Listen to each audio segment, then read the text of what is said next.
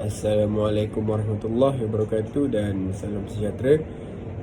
Saya Muhammad Kisah Azman bin Sarazim akan membentangkan kepada pensyarah saya Ustaz Nur Azri bin Muhammad Zaini dan juga kepada rakan-rakan sekelas saya tentang pembentangan yang bertajuk Tujuan manusia diciptakan dalam agama Hindu. Tujuan manusia diciptakan dalam agama Hindu. Paradigma Hindu berpendapat bahawa alam semesta dicipta dalam jangka masa yang panjang. Sifat ini pada mulanya kosong. Hanya dengan Tuhan, ia sering disebut sebagai Doktan Banaparan Paran Arawang Aruwung, yang bermaksud pada masa itu tidak ada apa-apa dan semuanya tidak pasti. Kekuasaan Tuhan mencipta unsur utama yang dikenali sebagai Purusa, iaitu roh sebagai prinsip yang menghidupkan semua makhluk, sama ada yang bernyawa atau yang mujarab. Akasa, Bayu, Teja, Apah dan Prithvi ialah 5 jasad atau punca Mahabhuta. 5 unsur alam ini pada asalnya dalam bentuk atom Paramamu. Gabungan 5 unsur ini telah menghasilkan bentuk baru yang dikenali sebagai Brahmanda, yang merangkumi semua planet dan bintang sebagai sebahagian daripada kandungan alam semesta. Brahmanda adalah objek bulat berbentuk telur yang dicipta oleh Brahman. Tuhan menciptakan alam semesta berserta isinya termasuk binatang, tumbuh-tumbuhan dan manusia. Setelah alam semesta diciptakan, intipati 5 buta agung iaitu 6 jenis rasa seperti manis, pahit, masin, masam, pedas dan kelat adalah proses penciptaan manusia. Semua unsur ini digabungkan dengan yang lain, termasuk akal fikiran, ahangkara, dasendriya, 5 tamantara dan 5 mahabhuta. Kesemua unsur ini digabungkan untuk membentuk 2 jenis benih kehidupan, Sukla benih jantan dan Swanta benih betina, dari mana manusia diciptakan. Tujuan manusia diciptakan agak mudah dalam lapisan terawal agama Hindu. Manusia mesti membuat pengorbanan yang layak kepada Tuhan. Kehidupan rumah tangga menurut Veda adalah model yang paling boleh dicontohi bagi manusia. Seseorang mesti memenuhi kewajipan sosialnya yang kemudiannya menjadi sistem kasta, melahirkan anak terutama anak lelaki dan secara amnya menjalani kehidupan yang baik. Ini dirujuk sebagai karma marga atau jalan tindakan, terutamanya tindakan ritual. Pandangan dunia ini dicabar dengan ketara oleh Upanishad. Orang yang bijak menulis teks ini menolak penekanan Veda pada kehidupan rumah tangga dan kepentingan pengorbanan kepada para dewa. Sebaliknya, mereka berpendapat Brahman bahawa ada realiti yang lebih tinggi di luar sifat manusia. Manusia akhirnya boleh menjadi satu dengan realiti yang lebih tinggi ini, tapi hanya jika mereka mengubah pandangan dunia dan tingkah laku mereka. Upanishad secara khususnya menyatakan bahawa seseorang mesti meninggalkan perangkap dunia dan memulakan kehidupan pertapaan. Mereka boleh melatih diri mereka untuk mengabaikan perkara material dengan cara ini, yang hanya membawa kepada keterikatan, dengan itu mencipta karma. Apabila seseorang menganggap sifat sebenar ini, sebenar diri, Atman, seseorang menyedari bahawa segala sesuatu yang dia anggap sebagai diri, sebagai aku, sebenarnya tidak berbeza dengan Brahman. Ia mengajar bagaimana untuk berada di dunia dengan cara yang tidak terikat dan dengan itu tidak menjana karma walaupun masih bertindak. Apabila seseorang mati, dia bebas daripada karma dan dengan itu tidak dilahirkan semula. Sebaliknya, dia bebas dari samsara. Ini adalah moksha yang secara harfiah bermaksud pembebasan, tetapi merujuk kepada keselamatan mutamat, penyatuan dengan Brahman.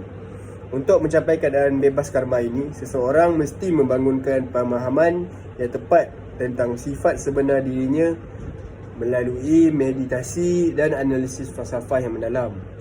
Jalan ini dikenali sebagai Jnana Marga ataupun jalan pengetahuan kerana ia paling jelas termaktub dalam Upanishad.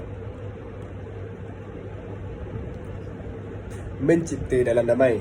Sukar untuk meyakinkan seseorang untuk sentiasa berdamai kerana setiap manusia mempunyai keinginan yang sangat banyak. Keinginan adalah nafsu yang sentiasa mencari pemenuhan. Keinginan menjadi sebati adalah tubuh manusia.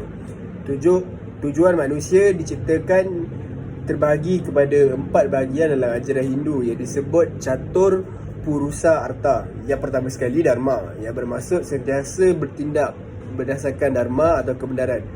Seterusnya Artha yang bermakna mendapatkan bahan berdasarkan Dharma. Selain itu Karma adalah tujuan ketiga manusia diciptakan yang bermaksud memperoleh keseronokan dan keinginan berdasarkan koridor Dharma.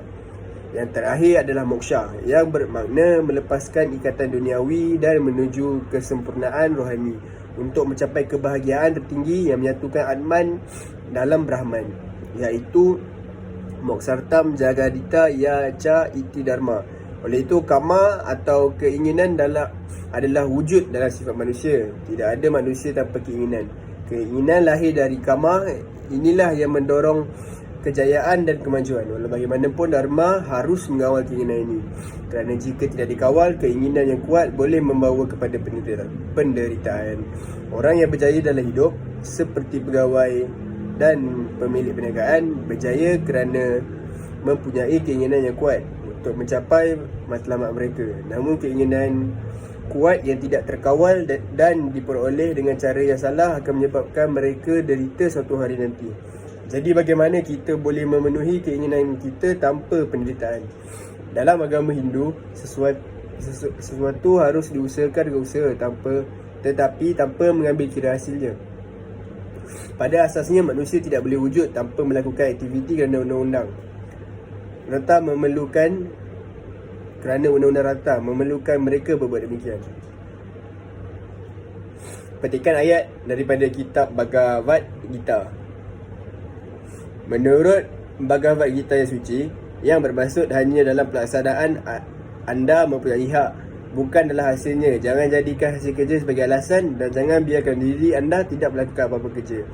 Bhagavad Gita bab 2 47. Bhagavad Gita bab 3 8 yang bermakna lakukan kerja yang ditugaskan kepada anda. Berbuat demikian adalah lebih baik daripada melakukan apa-apa, dan tidak mungkin untuk menjaga tubuh anda jika anda tidak bekerja.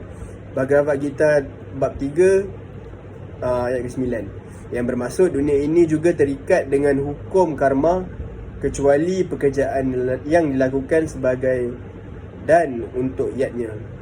Jadi Arjuna, lakukan pekerjaanmu sebagai yatnya, bebas dari segala ikatan.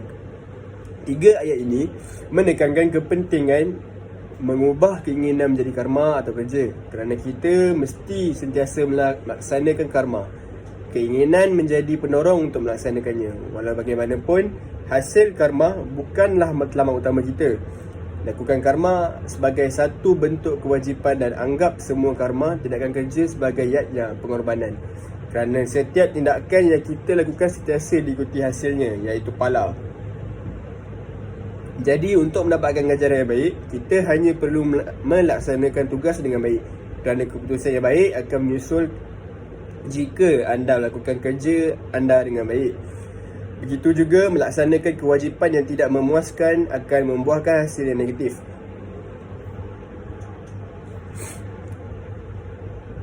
Intipati undang-undang karma pala ini ialah kita mesti melakukan kerja kita secara profesional, kerana kita akan mendapatkan hasil terbaik jika kita melakukan kerja secara profesional. Kelemahan manusia yang paling asas dari segi kepercayaan ialah kita kadang-kadang percaya pada sesuatu tetapi sukar untuk mempercayai apa yang kita percaya. Jadi kawal nafsu atau keinginan anda, kerana jika tidak, ia akan menyebabkan anda menderita.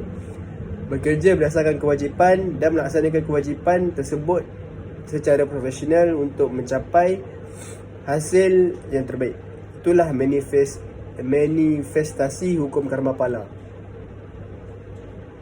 Jadi secara kesimpulannya, menurut agama Hindu, manusia adalah penjelmaan semula fizikal dan rohani roh yang ditinggalkan oleh jasadnya.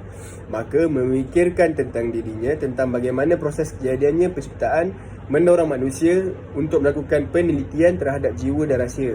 Kesimpulannya, Swayam Bhumana adalah manusia pertama dalam agama Hindu yang namanya tidak dijelaskan. Begitu juga proses kejadiannya. Proses kejadian manusia yang seterusnya diterangkan dalam Garbha Upanishad karya Krishna Yajurveda. Manakala dalam Islam pula, manusia pertama adalah Adam yang diperbuat daripada tanah. Urutan kejadian manusia dijelaskan dan didapati bahawa Al-Quran sangat dekat dengan sains moden. Seterusnya, di dalam agama Hindu, manusia dilahirkan dengan matlamat utama mencapai moksha, iaitu Atman dan Brahman. Manakala Islam, tujuan manusia adalah untuk menyembah hanya kepada Allah SWT supaya mereka mendapat cinta Allah SWT yang kemudiannya ditempatkan di syurga. Di samping itu, di dalam agama Hindu, manusia akan menjelma semula selepas kematian untuk mencapai moksha, penyatuan Atman dan Brahman. Salah satunya yoga. Bagaimanapun, di dalam Islam, selepas mati, manusia akan mengalami kebangkitan kerana eksploitasi perbuatan mereka sebagai pertanggungjawapan atas perbuatan mereka semasa di dunia. Selepas itu, manusia akan kekal selama-lamanya di syurga atau neraka, bergantung kepada tindakan mereka. Sekian itu saja daripada saya. Terima kasih.